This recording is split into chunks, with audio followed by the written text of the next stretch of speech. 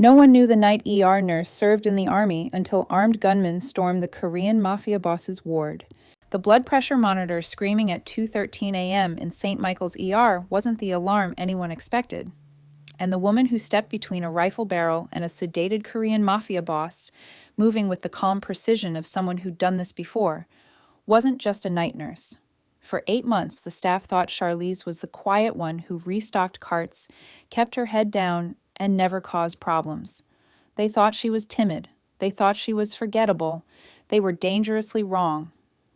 When an armed man stormed the corridor demanding a sedated patient wake up and unlock what he stole, he thought he controlled the room.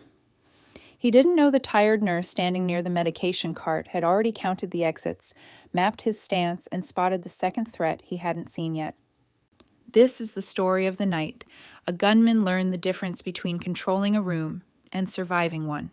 It was a Monday in January when the city never quite settled, a restless hum of distant sirens and emergency lights painting the glass facade of St. Michael's Hospital in rotating red and blue. Inside on the emergency wing, the air smelled of floor wax, coffee that had been sitting too long, and the sharp tang of antiseptic that never quite left your nose. It was the graveyard shift, the dead hours. Charlize sat at the nurse's station, the pale glow of the computer monitor reflecting in her steady, watchful eyes. To the casual observer, Charlize was invisible. She was 32, with dark hair pulled back into a practical ponytail. She moved efficiently, but quietly, shoulders slightly hunched as if trying to take up less space. She spoke in a low voice. She never argued with doctors. She never joined the gossip. "I swear she's a robot," whispered one of the younger nurses during a lull, scrolling through her phone. "I asked her what she did last weekend, and she said meal prep. Who meal preps for 2 days straight?" Dr. Elias, the attending physician on call, didn't even look up from his charts. He was brilliant, precise, and exhausted from back-to-back shifts. "As long as she preps the meds correctly, I don't care if she alphabetizes her closet. Just keep her efficient." Elias was good at his job, but he didn't notice things about people like Charlize. He didn't notice that while she walked quietly, her steps never made unnecessary sound. He didn't notice that when a door slammed 3 rooms down, Charlize didn't startle. She shifted her weight subtly to the balls of her feet, her eyes tracking the source before anyone else registered it. He didn't notice the faint scar running along her right forearm, usually hidden beneath her scrub sleeve. Charlize typed her notes. Patient in Ward C stable. Vitals normal. IV replaced. She wasn't bored. She was vigilant. Old training didn't disappear. It just went dormant. 7 years ago, Charlize wasn't checking vitals in a quiet hospital corridor. She was Specialist Charlize Reeves, attached to a medical support unit working alongside combat engineers in Kandahar Province, Afghanistan. She had triaged field casualties under mortar fire. She had kept soldiers alive while waiting for medevac helicopters that sometimes didn't come.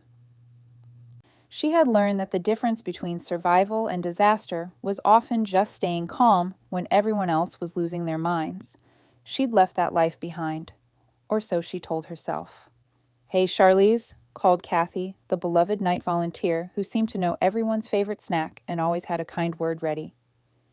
"Can you check on the patient in Ward C, the one who came in earlier with the security detail?" Charlize looked up, her expression neutral. "The nightclub owner?"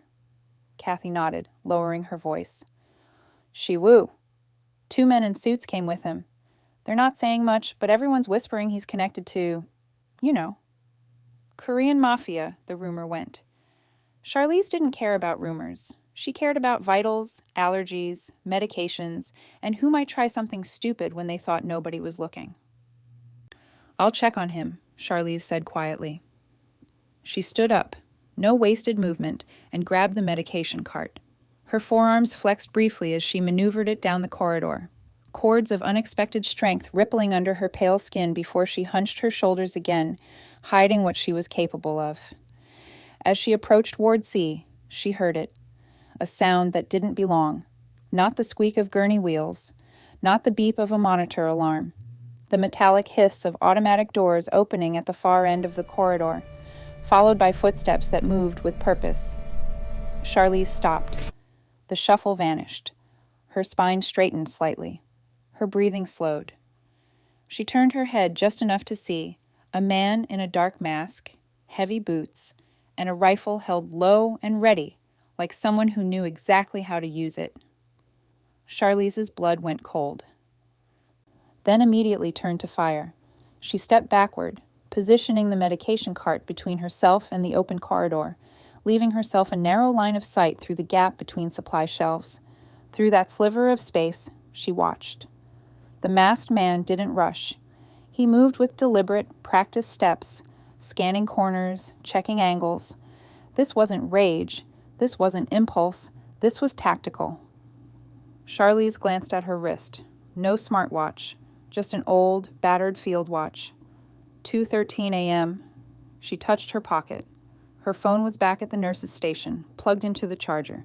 She was unarmed. She was in a narrow corridor, and a wolf had just walked into the ER. The silence shattered, not with a scream, but with a voice that cut through the air like a blade. Phones down, hands where I can see them. Nobody's a hero tonight. Charlize didn't move from behind the medication cart. From her position, she could see the masked man clearly now. 6 feet tall, black tactical gloves, rifle held with the kind of confidence that came from practice, not movies. His head swiveled methodically, scanning faces, counting bodies. Down the corridor, she saw Dr. Elias freeze mid-step, his hand still holding a patient chart. A younger nurse, the one who'd been scrolling through her phone moments ago, stood paralyzed near the supply closet, her face drained of color. The gunman moved toward them, his boots heavy against the tile. "I said phones down," he repeated, voice flat and controlled. "You don't want me to ask twice." The young nurse's phone clattered to the floor. Charlize watched the way the gunman tracked the sound, instantly, precisely. His training was showing. This wasn't a panicked amateur. This was someone who'd planned this moment. She needed to see more, needed to understand what he wanted before she could figure out how to break his control. Slowly, deliberately, Charlize stepped out from behind the cart, her hands raised to shoulder height, palms open. She kept her shoulders hunched, her movements small and unthreatening. The gunman's head snapped toward her. "You," he said. "Get over here with the others."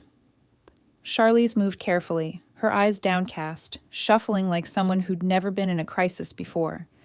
As she walked, she counted. 4 staff members visible, 2 patients in rooms with open doors, 1 security camera in the corner. Likely monitored, possibly already triggering silent alarms. She joined Elias and the others near the nurse's station. The gunman positioned himself at the center of the corridor, controlling all sight lines. He gestured toward Ward C with the rifle barrel. "The patient in there. Shiwu, wake him up." Elias stepped forward slightly, his voice steady but tense. "I'm Dr. Elias, the attending physician. That patient is sedated for medical reasons. I didn't ask for a lecture, doctor," the gunman cut him off. "I asked you to wake him up. He has something that belongs to me, something he locked away, and he's going to unlock it. Tonight." Elias opened his mouth to argue, but Charlize could see it in the gunman's stance, the way his grip tightened, the way his weight shifted forward. Authority wasn't going to work here. Authority was just another target. She spoke before Elias could make it worse. "Sedation doesn't work like a light switch," Charlize said quietly, her voice calm and factual. Lower the weapon. We're If we here rush to it, help. his blood pressure could spike or drop. He could seize. He could stop breathing. She paused, letting that sink in. "If you want him awake enough to talk and alive enough to unlock whatever you need, it takes time. A few minutes, maybe 10. The gunman's masked face turned toward her. She saw his eyes, dark, calculating, weighing her words. "You a doctor?" he asked. "Nurse," Charlize said. "I manage sedation protocols every shift. I can wake him up safely, but I need you to let me do it the right way, or you won't get what you came for." She wasn't begging. She wasn't panicking. She was offering him a path to his goal, framing herself as useful, not an obstacle. The gunman stared at her for 3 long seconds. Then he nodded once. "You've got 10 minutes. Anyone moves wrong, someone dies, starting with her." He gestured toward the young nurse, who let out a choked sob. Charlize nodded slowly. Understood. As she moved toward the medication cart, she caught Elias's eye and gave the smallest shake of her head. Don't argue. Not now. Elias's jaw tightened, but he stayed silent. Then, from the far end of the corridor, a soft voice broke the tension. Baby, you don't want to do this in a hospital. Everyone turned. Kathy stood near the wall by the linen closet, her hands visible, her posture non-threatening. She'd been restocking blankets when the gunman arrived, and now she spoke with the gentle firmness of someone who'd spent decades talking frightened people down from ledges. Hospitals have cameras, Kathy continued, her tone warm but serious. They have security. They have systems. Whatever you're angry about, whatever he took from you, this way won't get it back. It'll just take your future too. The gunman's rifle swung toward her. Get away from the door. Kathy didn't flinch. She stepped slowly along the wall, away from the exit, closer to the others, but her eyes never left his.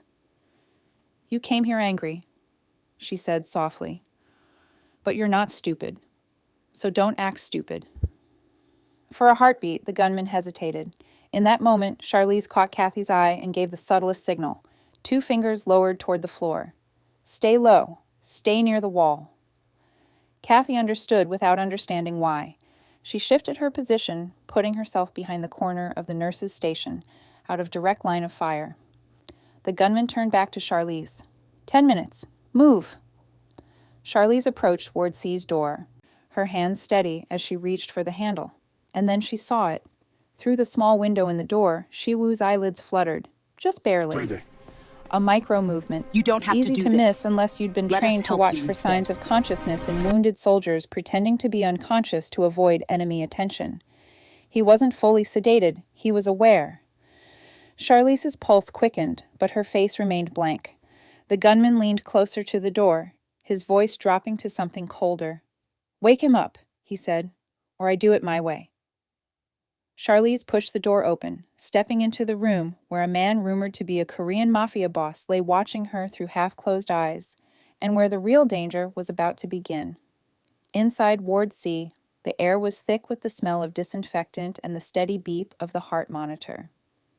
Shiwoo lay on the hospital bed, IV lines running from his arm, his face pale against the white pillow. His eyes were closed, but Charlize had seen that flutter. She knew better. The gunman stepped into the room behind her, keeping distance but maintaining control. The rifle stayed raised, tracking her movements. Wake him, he ordered. Charlize moved to the bedside, her hands visible, her movements deliberate. She checked the IV drip, adjusted the monitor, buying seconds, reading the room. Shiwoo, she said quietly, her tone clinical. Can you hear me? Nothing. The gunman shifted impatiently. I said wake him up. Charlize kept her voice steady. His vitals show he's coming out of sedation naturally. If I push stimulants too fast, his heart... I don't care about his heart, the gunman snapped. I care about what he locked. Then Shiwoo's lips parted. His voice came out thin, barely a whisper. No. Call. The gunman stepped closer instantly, the rifle lowering slightly as he leaned in. What did you say? Shiwoo's eyes opened. Dark, focused, and far more aware than someone freshly sedated should be. No. Call, he repeated, each word deliberate. The gunman's jaw tightened beneath the mask. You're going to make a call, Shiwoo. You're going to unlock the account. You're going to give back what you stole, or everyone in this hallway dies. Starting with the pretty nurse here. Charlize didn't react to the threat. Instead, she spoke, her tone calm and measured, like she was negotiating a medication dosage, not a life.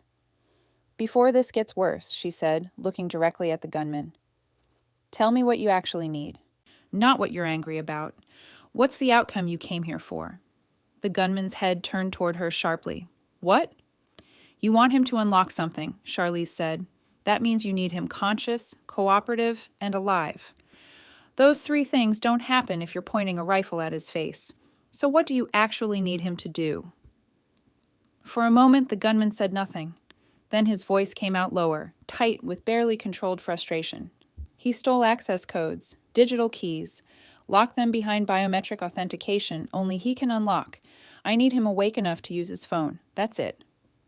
Charlize nodded slowly. Then let me stabilize him first. You get what you want. Everyone walks away. It was a lie, but it was a useful one.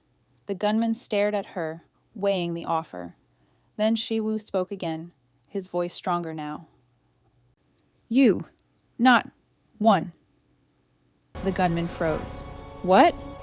Shiwoo's eyes tracked toward the door, toward the corridor beyond. There's another? The words landed like a grenade. Charlize's mind snapped into overdrive. Another, not another hostage, not another victim, another threat. She turned slightly, her angle allowing her to see through the door's window into the corridor. Elias stood near the nurse's station, hands still raised. The young nurse was crying quietly. Kathy had positioned herself near the wall, exactly where Charlize had silently guided her. And near the back of the corridor, one of the two men in suits who'd arrived with Shiwoo, silent, watchful, stood with his hands at his sides. Too still, too focused. Charlize's pulse quickened. The gunman's grip on the rifle tightened. What are you talking about? You think... Shiwoo's breathing was labored, but his eyes were sharp. You... only one... here for me? The gunman's head swiveled toward the door, instinct taking over. And in that split second, Charlize saw it. The man in the suit, outside in the corridor, reached slowly inside his jacket. Not for a phone, not for identification. His hand moved with the practiced ease of someone who'd done this 1,000 times before. Charlize's training kicked in like a reflex. She didn't shout, she didn't freeze.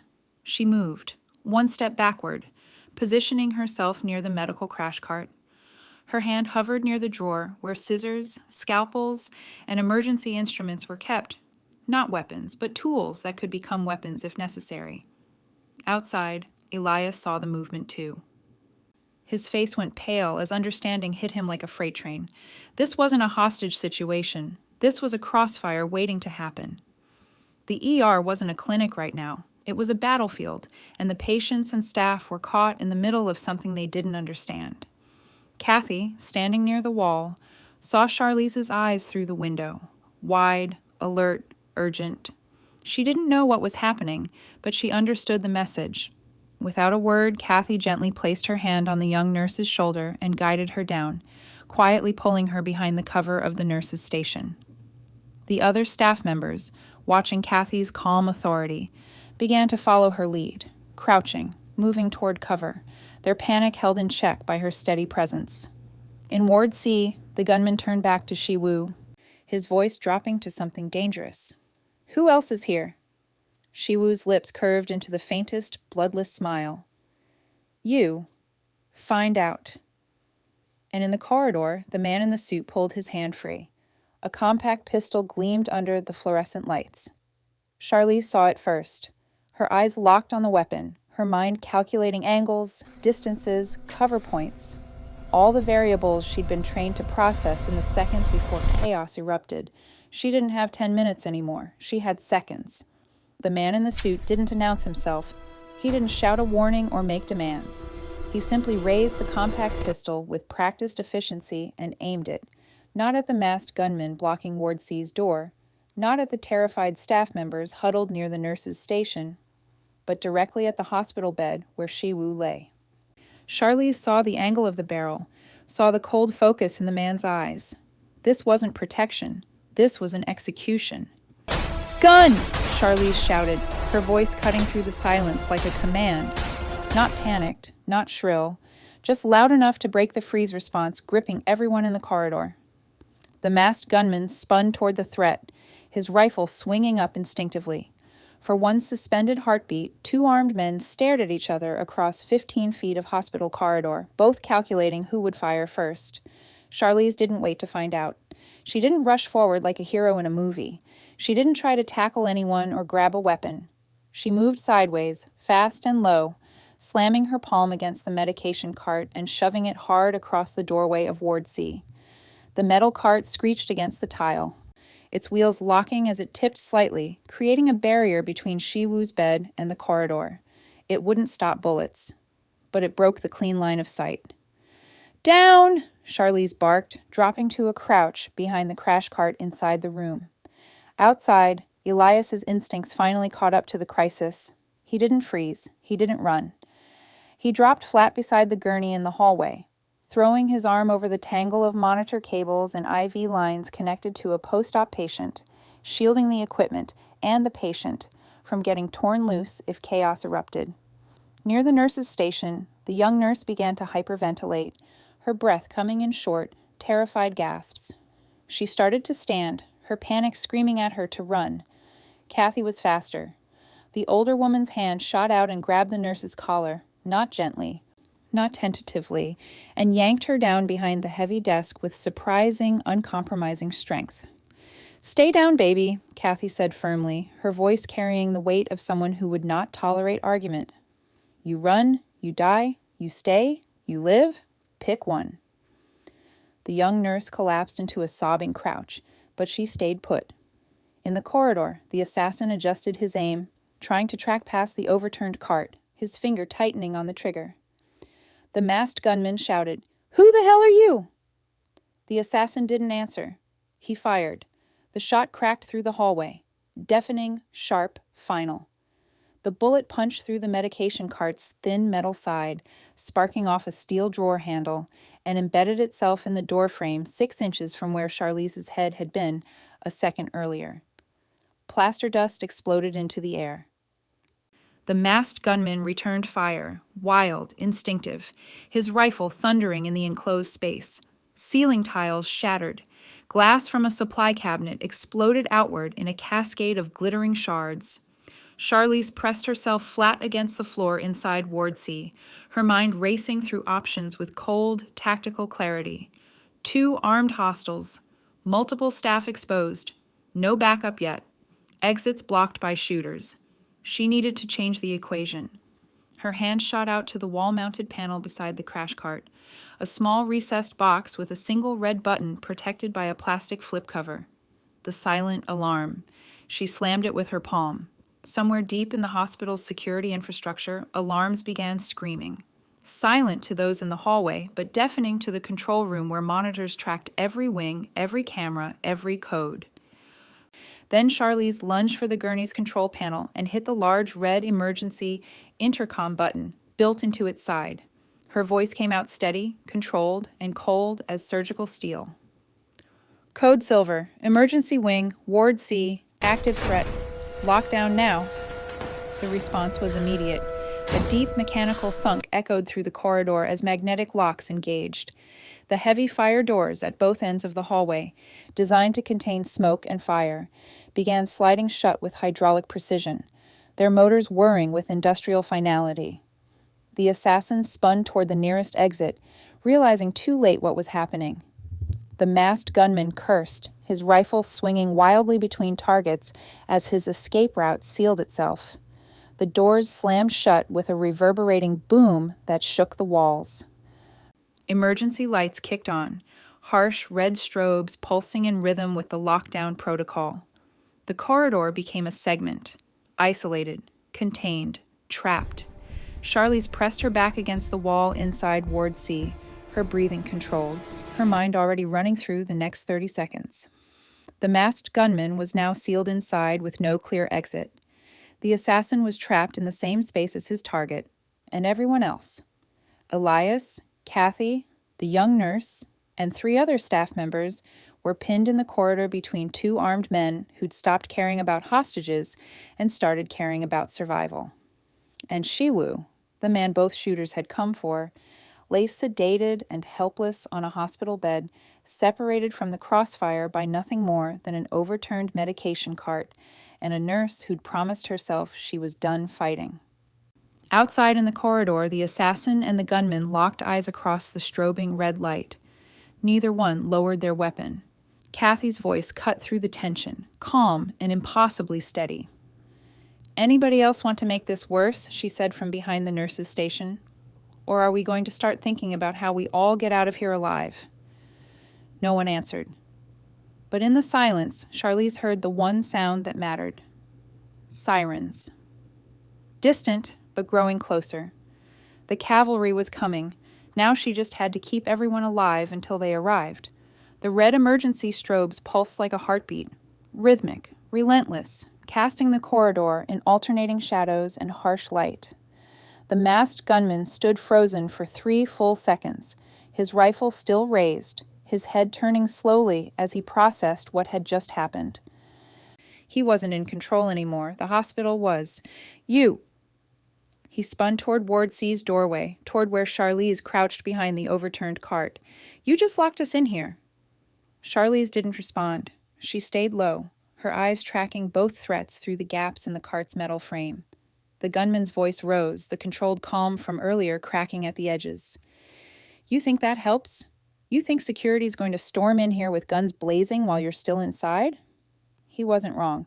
Lockdown protocol bought time, but it also trapped everyone, hostages and threats alike, in a pressure cooker with no release valve. Across the corridor, the assassin moved. Not toward the sealed doors, not toward the gunman, toward Ward C. He kept his pistol raised, his movements fluid and deliberate, using the nurse's station as cover. His focus never wavered from the doorway where Shiwu lay. This wasn't about escape anymore. This was about finishing the job before reinforcements arrived. Charlize saw the shift instantly, saw the cold calculation in the assassin's posture. He was going to use the chaos, the standoff, the panic, the confusion, as cover for an execution. She needed to move the equation again. Elias, Charlize said, her voice low but commanding. From his position on the floor beside the gurney, Elias turned his head toward her. His face was pale, sweat beading on his forehead, but his eyes were focused. What do you need? He asked. The gurney, Charlize said. On my count, roll it backward. 3 feet. Block the sightline to the door. Elias blinked, processing. Then he nodded. Okay. Not yet, Charlize warned. Wait for my signal. Near the nurse's station, Kathy had gathered the scattered staff into a tight cluster behind the desk. 3 nurses, 1 orderly, all of them trembling with adrenaline and fear. Listen to me, Kathy said quietly, her voice steady as bedrock. We're going to breathe together. In for 4, hold for 4, out for 4. You do what I do, and you stay alive. You panic, you run, you make noise, someone gets hurt, understood. One of the nurses, a young man barely out of training, nodded shakily. Good, Kathy continued. Now breathe with me. In, 2, 3, 4. She guided them like a conductor leading an orchestra, her calm presence a counterweight to the terror pressing down on the room. Inside Ward C, Shiwu lay motionless on the bed, his eyes half open, his expression unreadable. But Charlize caught the way his gaze tracked her movements. Sharp, calculating, aware. He wasn't just a victim in this. He was a player, watching, waiting. The masked gunman took 2 steps toward the center of the corridor, his rifle sweeping between the assassin and Ward C. Both of you, he shouted, his voice brittle now. Hands up, now, or I start dropping people. The assassin ignored him completely. He advanced another step toward the doorway. The gunman's finger moved toward the trigger. Charlize saw it, saw the micro-tension in his shoulders, the way his stance shifted forward. Now, Elias, she barked. Elias threw his weight against the gurney. The wheels squeaked as it rolled backward across the tile, its metal frame sliding into position directly in front of Ward C's door, blocking the assassin's clean angle to Shiwu. The assassin cursed and adjusted, trying to find a new line of sight. Charlize used the distraction to move. She grabbed the rolling crash cart inside the room and shoved it toward the doorway, wedging it tight against the gurney outside. 2 barriers now. Not enough to stop bullets, but enough to break clean shots, force hesitation, buy seconds. The masked gunman's head snapped toward her. You think you're smart? Charlize met his eyes through the gap in the carts, and in that moment, she saw it. The way he held the rifle, elbow tucked, weight balanced. The way he scanned corners before people. The way he controlled his breathing, even when his voice was rising. This wasn't a grieving family member who'd snapped. This wasn't random violence. This was training. Military or something close to it. You were service, Charlize said quietly. The gunman froze. Army? Marines? She continued. You move like someone who's cleared rooms before." For a heartbeat, the man said nothing. Then his voice came out lower, colder. "Doesn't matter what I was. Matters what I am now." "It matters," Charlize said, "because you know what happens next. Security's already staging outside. SWAT's probably en route. You're sealed in a corridor with no exits and 20 witnesses. This doesn't end the way you want." "It ends," the gunman said, "when he gives me what he stole." The assassin fired. The shot cracked through the air. Sharp, deafening, final. The bullet punched into the metal gurney frame with a screaming ping, ricocheting upward into the ceiling. Acoustic tiles exploded into dust and debris, raining down in a cascade of white powder and twisted metal grid. Sparks erupted from a severed electrical conduit overhead. Inside Ward C, Shiwoo's heart monitor spiked, the steady beep accelerating into a frantic alarm as his pulse rocketed from the shock and stress. Beep, beep, beep, beep, beep. The sound cut through the chaos like a scream. Charlize's eyes snapped to the monitor, the numbers climbing. 140, 150, 160 beats per minute. If his heart didn't stabilize, he'd stroke out or code right here on the bed. And if Shiwoo died, both armed men lost their leverage, and desperation became the only currency left. Kathy's voice rose from behind the nurse's station, cutting through the ringing ears and panic. "Everybody stays down," she commanded. "Nobody moves, nobody runs." The young nurse beside her was hyperventilating again, her breath coming in shallow gasps. Kathy grabbed her hand and squeezed hard. "You breathe with me, right now, in for 4. The strobing red lights pulsed. The alarm screamed. And Charlize realized with cold, sharp clarity, the cage wasn't just trapping the shooters. It was trapping all of them in a countdown to catastrophe. The alarm screamed. Shiwoo's heart rate climbed, 165, 170, 175. The monitor's frantic beeping cutting through the chaos like a countdown to disaster. Charlize moved without hesitation. She abandoned her position behind the crash cart and lunged toward the bed, her hands already reaching for Shiwoo's wrist to check his pulse manually. A backup confirmation, because monitors could lie, but physiology didn't. "Elias," she shouted, "I need you in here, now!" Outside, Elias didn't argue. He scrambled to his feet and dove through the narrow gap between the gurney and the doorframe, sliding into Ward C, just as another shot rang out in the corridor. This one didn't come from the assassin. It came from the reinforced double doors at the far end of the hallway, now breached by security personnel in tactical gear, shields raised, voices shouting commands in practiced unison. "Drop the weapon! Hands up! Now!" The assassin spun toward the new threat, his pistol still raised. He didn't fire. He wasn't suicidal, just calculating. And the calculation had shifted. 3 officers, body armor, riot shields, angles of fire he couldn't beat. He lowered the pistol slowly, placing it on the floor, his hands rising in surrender. 2 officers tackled him immediately, driving him face first into the tile, zip ties cinching around his wrists with brutal efficiency. The masked gunman backed toward the wall, his rifle swinging wildly between the advancing officers and the doorway toward C, and his leverage disappearing, his options collapsing. "I didn't," he started. "Weapon down, last warning." The gunman's hands trembled, his grip loosened. Then he dropped the rifle and raised his hands. Officers swarmed him, slamming him against the wall, disarming him with the kind of practiced violence that left no room for heroics or second chances. Behind the nurse's station, Kathy exhaled shakily, her hand still gripping the young nurse's shoulder. "It's over," she whispered. "It's over." But inside Ward C, Charlize knew better. "Elias, I need a crash cart, full kit, and I need it 30 seconds ago," she said, her voice sharp and precise. Elias stared at the monitor. The numbers were still climbing. 180 beats per minute. Shiwoo's face had gone gray, his breathing shallow and rapid. "He's tachycardic," Elias said, his hands already moving toward the IV line. "Stress response, adrenaline spike." "It's not just stress." Charlize cut him off, her fingers pressed to Shiwoo's carotid artery. His pulse is thready, pressure's dropping. "He's compensating for something." She pulled back Shiwoo's blanket and pressed her hand gently against his abdomen, checking for rigidity, distension, signs of internal bleeding. Shiwoo's eyes fluttered. His lips moved, barely forming words. Can't. Breathe. Charlize's eyes snapped to the oxygen saturation monitor. 89%. Dropping. He's hypoxic, she said.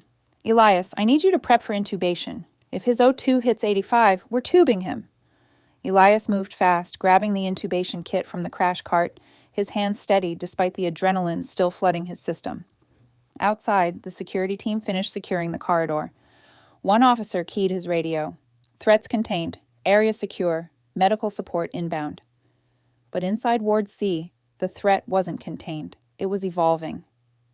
Shiwoo's monitor alarm shifted pitch, a new, more urgent tone. Charlize glanced up. The rhythm on the screen had changed. No longer just fast, irregular. Beep, beep, beep, beep, beep, beep. He's throwing PVCs, Elias said, his voice tight. Premature ventricular contractions. If this progresses, VTASH, then VFib, then we're coding him. Charlize finished. Not happening, not on my watch. She grabbed the medication tray from the crash cart, her hands moving with the kind of muscle memory that came from years of high-pressure medicine. I'm pushing adenosine, she said. 6 milligrams, fast IV push. We reset his rhythm before it degrades further. Elias nodded, holding the IV line steady. Charlize drew up the dose, checked the label twice, no room for error, and injected it directly into the IV port. Adenosine in, she announced, her voice calm but carrying the weight of command. Monitor. For 3 seconds, the world held its breath. Shiwoo's heart monitor flatlined. A brief, terrifying silence as the adenosine chemically reset his cardiac rhythm. Then the beep returned. Steady, controlled. Beep, beep, beep. 110 beats per minute. Still elevated, but regular. Survivable. Charlize exhaled slowly, her hands still poised over the crash cart, ready for the next crisis. Oxygen sat? She asked. Climbing, Elias said, watching the screen. 91, 93, holding at 94. Charlize allowed herself 1 second of relief. Then she turned to Elias, her expression sharp and focused. I need a full trauma workup. CBC, coags, lactate, chest x-ray. He could be bleeding internally, or he threw a clot from the stress. We're not out of this yet. Elias stared at her, not at the patient, but at her, at the way she'd moved. The way she'd commanded the room with absolute precision, no hesitation, no doubt, at the way her voice had shifted when the crisis peaked. Not louder, but harder. The kind of voice that expected instant obedience because lives depended on it. You weren't just a nurse in the army, were you? Elias said quietly. Charlize didn't look at him. She kept her eyes on the monitor, on Shiwoo's vitals, on the fragile stability she'd just fought to restore. I was a medic, she said, attached to a forward surgical team. I kept soldiers alive in places where hospitals didn't exist. Elias's eyes widened slightly. Combat medicine. Charlize finally met his gaze. Her expression was unreadable, tired, guarded, but carrying the weight of someone who'd seen too much and learned to carry it quietly. Yeah, she said, combat medicine. From the doorway, Kathy appeared, her face still shaken but her voice steady. Security's clearing the wing, she said. They want statements from everyone, but they said you... She looked at Charlize. They said you saved lives tonight. Charlize didn't respond. She turned back to Shiwoo, adjusting his oxygen line, checking his IV flow, doing the work that never stopped, even after the guns went silent. I did my job, she said quietly. But Elias saw the truth now, the calm under fire, the tactical thinking, the command presence. Charlize hadn't just survived tonight, she'd controlled it. And somewhere in the back of his mind, Elias realized something that sent a chill down his spine. If the gunman had known who he was really threatening, if he'd known what Charlize was capable of, he never would have stepped into that corridor. The corridor outside Ward C had transformed into a controlled chaos of its own. Security personnel documenting evidence, paramedics checking staff for shock, Administrators already whispering about liability and protocols. Inside the room, the monitors beeped their steady rhythm. Shiwoo's vitals had stabilized. The immediate crisis had passed, but the questions hadn't. Elias stood near the foot of the bed, his arms crossed, his eyes fixed on Charlize as she methodically rechecked IV lines and adjusted the oxygen flow. "Who are you?" he asked quietly. Charlize didn't look up. "You know who I am. Charlize, night shift nurse, employee ID 7824. "That's not what I'm asking." She finally met his gaze. Her expression was tired, bone-deep tired, but guarded. "I'm someone who did her job," she said. "Same as you." "That wasn't just doing your job," Elias pressed. "The way you moved, the way you commanded the room, the way you stabilized him under gunfire." He paused. "That was something else." Charlize set down the clipboard she'd been holding and exhaled slowly. "I was an Army medic," she said, her voice flat and matter-of-fact. "Attached to a forward surgical team in Kandahar province. I treated trauma in field hospitals where the nearest backup was 30 minutes away by helicopter, if the weather was good. I learned to stay calm because panicking got people killed." She turned back to the monitor, ending the conversation, but Elias wasn't done. "Why didn't you tell anyone?" "Because it doesn't matter," Charlize said. "That was 7 years ago. Different life. Different person." From the doorway, Kathy's voice interrupted gently. "That's not entirely true, baby." Charlize and Elias both turned. Kathy stood leaning against the doorframe, her arms folded, her expression soft but knowing. "I've been watching you for 8 months," Kathy continued. "You think I didn't notice? The way you never sit with your back to a door, the way you check exits before you check your phone, the way you never jump when something loud happens. You just go still, like you're listening for something the rest of us can't hear." Charlize said nothing. Kathy stepped into the room. "You weren't hiding who you were, honey. You were just trying not to be that person anymore." The words landed quietly, but they hit like a diagnosis. Charlize looked away, her jaw tight. "I left the Army," she said slowly, "because I was tired of making life or death decisions under gunfire. Tired of the noise. Tired of carrying people who didn't make it." She paused. "I came here because hospitals were supposed to be quieter." "And then tonight happened," Elias said softly. Charlize nodded. "And then tonight happened." On the bed, Shiwoo's eyes opened fully. His gaze tracked between the three of them, sharp, calculating, fully aware now. "You..." His voice was rough but clear. "You're not what they think." Charlize turned toward him. "Neither are you." Shiwoo's lips curved into the faintest smile. "No, I am not." A knock at the door interrupted them. A hospital administrator, clipboard in hand, suit slightly rumpled, stepped inside with the kind of forced professionalism that barely concealed panic. "We're conducting preliminary debriefs," she said. "Standard protocol after a code silver. I need statements from everyone involved." Elias nodded. "Of course." The administrator's eyes landed on Charlize. "Nurse Reeves, security tells me you triggered the lockdown and administered critical care under active threat. That's extraordinary." Charlize's expression didn't change. "It's what I was trained to do." "Still," the administrator continued, "we'll need a full account for the incident report. What went right? What could be improved?" She paused. "And frankly, the board will want to recognize—" "No recognition," Charlize interrupted, her voice firm. "No spotlight, no press. I don't want my name attached to this beyond the medical record."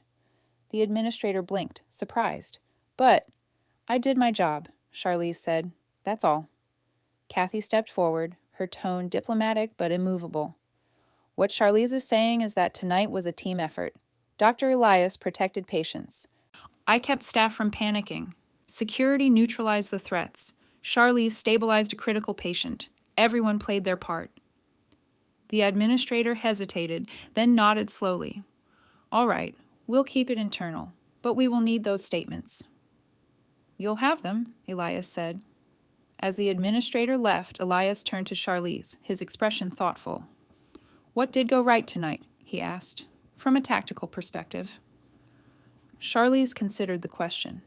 It was the kind of after-action review she'd done 100 times overseas, cold analysis stripped of emotion. "Lockdown worked," she said. "It contained the threats and bought time for response. Communication was clear. Code silver, location, immediate action. Staff followed Kathy's lead and stayed low instead of running, which prevented casualties." She paused. "What nearly went wrong was the crossfire risk. 2 armed hostiles with conflicting objectives in a confined space. If security had been 30 seconds slower, we'd be looking at a very different outcome." Elias nodded slowly. "And medically?" "Shiwoo's crash was predictable," Charlize said. "Sedation plus acute stress plus possible pre-existing cardiac strain. The adenosine reset bought us time, but he needs a full workup. If there's internal bleeding or a clot, he's not stable. He's just stable right now." It was clinical, detached, the voice of someone who'd learned to compartmentalize trauma so it didn't consume her, but her hands were shaking, just slightly. The adrenaline finally catching up now that the immediate danger had passed. Kathy saw it. She stepped closer and gently placed her hand over Charlize's. "It's okay to shake, baby," she said quietly. "That's just your body letting go of what it was holding." Charlize looked down at her trembling fingers and nodded once. Then Shiwoo spoke again, his voice low and deliberate. "This... not over." Elias frowned. "What do you mean?" Shiwoo's dark eyes fixed on Charlize. "The man with gun. He was sent. The man in suit. He was sent." He paused, his breathing labored. "Someone outside wanted me dead. ER was just the stage." Charlize's stomach tightened. "You're saying there's more coming?" she asked. Shiwoo's expression was grim. "Always more coming." The hospital's conference room felt sterile and cold. Gray walls, fluorescent lights, and a long table where administrators and security personnel sat reviewing incident reports with the kind of clinical detachment that made violence feel like paperwork. Charlize sat at the far end, her hands folded on the table, her face carefully neutral. Beside her, Elias looked exhausted. Dark circles shadowed his eyes. His normally pristine white coat was wrinkled and stained with ceiling dust from the shooting. Across from them, an unnamed hospital official, middle-aged, suit perfectly pressed, reviewed notes on a tablet. "Let's be clear," the official said. "This incident could have been catastrophic. We're fortunate that protocols worked and that staff acted decisively." His eyes flicked to Charlize. "We'll be conducting a full review of security access points, lockdown response times, and communication procedures. What about the 2 men who came in armed?" Elias asked, his voice tight. "How did they get weapons past the entrance?" The official hesitated. "That's under investigation. But preliminarily, it appears the masked individual entered through the ambulance bay during a shift change. The other..." He paused. "Was already inside, posing as patient security." Charlize's jaw tightened. The assassin had walked in through the front door, unchallenged because he'd looked like he belonged. "We're reviewing credentialing procedures," the official continued, "but I want to emphasize, no details of this incident are to be shared publicly. Patient privacy laws apply. Staff confidentiality applies. This stays internal." "Why?" Elias asked, an edge in his voice. "Shouldn't people know what happened here?" The official's expression hardened. "Because naming victims, identifying attackers, and publicizing hospital vulnerabilities creates more risk, doctor. We protect our patients. We protect our staff. We do not turn trauma into headlines." Elias opened his mouth to argue, then closed it. He was realizing something uncomfortable. His earlier confidence, the way he'd tried to assert authority over the gunman, had nearly escalated the situation. Charlize had been right. Authority didn't stop bullets. Later, in the break room, Kathy sat with a cluster of shaken staff members, nurses, orderlies, residents, all nursing cups of coffee. They weren't really drinking. The young nurse, who'd sobbed in the corridor, sat with her knees pulled to her chest, still trembling. "I froze," she whispered. "I just froze." Kathy reached over and squeezed her hand. "Baby, freezing is what your brain does when it doesn't know what to do. That's not weakness. That's biology." "But Charlize didn't freeze," the young nurse said. "She just moved, like she knew exactly what to do." "Charlize had training," Kathy said gently. "Training that most of us will never need and shouldn't have to have. But you know what got us through tonight? It wasn't one person being strong. It was all of us choosing not to panic." She looked around the room. "We stayed low. We listened. We helped each other breathe. That's what saved lives." One of the orderlies spoke up, his voice hoarse. "I thought I was going to die." "I know," Kathy said softly, "and it's okay to feel that. It's okay to be scared. It's okay to shake and cry and not be okay for a while. That's not weakness either. That's being human after something inhuman happened." The room fell quiet, the weight of the night settling over them like a heavy blanket. Across the hall, Charlize found Elias standing alone near the nurse's station, staring at the corridor where the shooting had happened. The bullet holes in the ceiling had been marked with yellow evidence tags. "You saved my life," Elias said, without turning around. Charlize stopped beside him. "I saved everyone's life. That was the point." "No, I mean—" Elias turned to face her, his expression raw. "I tried to talk to him, tried to use my authority like it mattered. If you hadn't stepped in—" "You did what you thought was right," Charlize interrupted. "You're a doctor. You're used to being in control. But a hospital under threat isn't a surgery. You can't scalpel your way through it." Elias exhaled shakily. "How do you do it? Stay that calm?" Charlize was quiet for a long moment. "I learned a long time ago," she said, "that panic spreads faster than fire. One person screaming can start a stampede. One person running can trigger a shooter. But calm? Calm spreads too. Slower, maybe, but it spreads." She met his eyes. "Discipline is contagious. So is control. You just have to choose which one you want to pass on." Elias nodded slowly, absorbing the lesson. "They want to give you an award," he said. "Recognition. The hospital board?" "I don't want it," Charlize said flatly. "Why not?" "Because I didn't do this for recognition," Charlize said. "I did it because people needed help. And the second this becomes about me, it stops being about what actually matters. Systems, training, teamwork. I don't want my face in a press release. I want the hospital to fix the security gaps that let this happen." Elias stared at her, something like respect dawning in his expression. Before he could respond, Charlize's gaze caught on something near the sealed double doors at the end of the corridor. She walked toward it slowly, her brow furrowing. The door's magnetic lock panel, the one that had sealed during the coat silver, showed a small maintenance sticker in the corner. Freshly applied, dated 3 days ago. Charlize crouched down, examining the panel more closely. The wiring looked wrong. Not damaged, not obviously tampered with. Just wrong. Like someone who knew hospital systems had adjusted the response time, delayed the lock by a few critical seconds. Long enough for someone to get in. Her stomach dropped. "Elias," she said quietly, "when did the lockdown engage?" "About 5 seconds after you hit the alarm," Elias said. "Why?" "It should have been instant," Charlize said. "Magnetic locks are fail-secure. The delay." She stood up, her expression grim. "Someone modified the timing." Elias's face went pale. "You're saying this was planned?" Charlize's eyes swept the corridor, seeing it differently now. Not random violence, not a crime of opportunity. This had been engineered. "The gunman came in during a shift change," Charlize said slowly. "The assassin posed as security, and the lockdown delay gave them both time to get into position before the system responded." "Who would know how to do that?" Elias asked.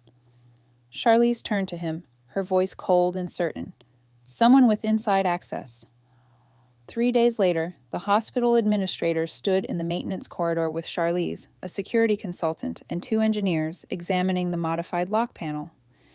"You were right," the consultant said, pointing to the wiring diagram on his tablet. Someone bypassed the instant lock protocol and added a 5-second delay. Sophisticated work, required system access, and knowledge of our specific infrastructure. The administrator's face was grim. Do we know who? Security footage shows a maintenance contractor badge in 2 nights before the incident, the consultant said. But the badge was cloned. We're working with police to trace it. Charlize stood with her arms crossed, her expression unreadable. Fix it, she said quietly. And fix the ambulance bay access protocol while you're at it. Too easy to slip through during shift changes. The administrator nodded. We're implementing badge verification at all entry points and adding a secondary lock delay override that requires supervisor authorization. She paused. This won't happen again. Good, Charlize said. Then she turned and walked back toward the ER, leaving the administrators to their paperwork.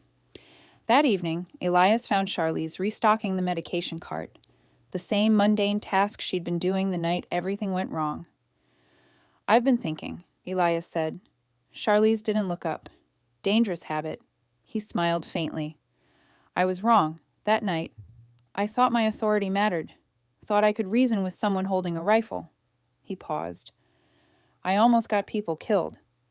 Charlize stopped what she was doing and met his eyes. You did what you thought was right, she said. That's not wrong. It's just incomplete.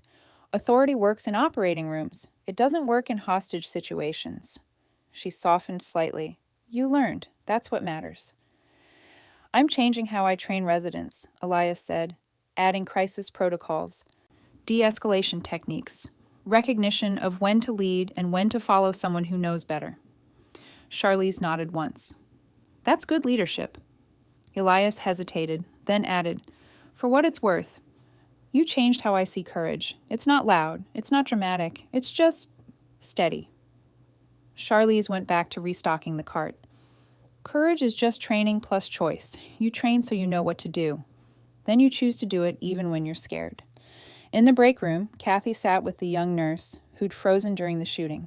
The woman looked better, less haunted, though still fragile. I keep thinking I should have done more, the young nurse said. Kathy shook her head gently. Baby, you stayed down. You didn't run. You didn't panic. You helped the person next to you breathe. That's not nothing. That's everything. But Charlize had training most of us will never have and shouldn't need, Kathy interrupted firmly. But here's what I want you to remember. Heroism isn't always big and loud. Most days, it's small. It's showing up when you're tired. It's staying calm when someone's scared. It's doing your job even when it's hard. She smiled softly. You do that every shift. That's heroism too. The young nurse's eyes filled with tears, not from fear this time, but from relief. Thank you, she whispered. Kathy squeezed her hand. You're going to be okay. We all are. 2 floors up, Shiwu was being discharged under heavy security protocol. Plainclothes officers flanked his wheelchair, no press, no cameras, just the quiet, bureaucratic process of a high-risk patient leaving a hospital that had kept him alive despite everything. As they wheeled him past the nurse's station, Shiwu's eyes found Charlize. She looked up from her paperwork. For a moment, they simply stared at each other. 2 people who'd survived something neither would talk about publicly. Shiwu nodded once, a gesture of acknowledgement, respect. Charlize nodded back. Then he was gone, wheeled out into the night, back to whatever life waited for him beyond the hospital walls. At 2:13 a.m., the same time the shooting had started 3 nights ago, Charlize sat at the nurse's station. The corridor looked exactly the same. Harsh fluorescent lights, white tile floors, the red emergency sign overhead. The bullet holes in the ceiling had been patched, the blood cleaned, the evidence removed. To anyone who hadn't been there, it was just another quiet night in the ER. But the staff who had been there saw Charlize differently now. When she walked past, they nodded with quiet respect. When she gave instructions, they listened without question. When she restocked the medication cart, they understood it wasn't weakness or invisibility. It was discipline. It was steadiness. It was the kind of strength that didn't need recognition. Kathy appeared with 2 cups of coffee and set one beside Charlize. You ever going to tell me the whole story? Kathy asked. About what you did over there? Charlize took a sip of coffee. Not much to tell. Kept people alive. Came home. Found a quieter way to do the same job. Except it wasn't quiet 3 nights ago. No, Charlize agreed. It wasn't. Kathy sat down beside her. You know what I told the staff today? I told them that what you did wasn't about being a hero. It was about knowing what to do when nobody else did. And that kind of knowledge, that calm, it saves lives every single day, even when there's no guns, no drama, no spotlight. Charlize looked at her. You trying to make me feel better? I'm trying to make you see what I see, Kathy said. Quiet competence, daily courage, the kind of strength most people never notice because it doesn't make noise. Charlize smiled faintly, the first real smile in days. Thanks, Kathy. Anytime, baby. The monitor beeped softly. A patient called from one of the rooms. The night shift continued, steady and unremarkable, exactly the way Charlize preferred it. Because the truth was simple. No one knew the night ER nurse had served in the Army, had learned to stay calm under fire, to manage chaos with precision, to carry the weight of life and death decisions without flinching. They didn't know until the wrong people stormed the wrong ward, and even then, Charlize did what she'd always done. She stayed steady, she kept people alive, and when it was over, she went back to work, because panic is contagious, but so is discipline.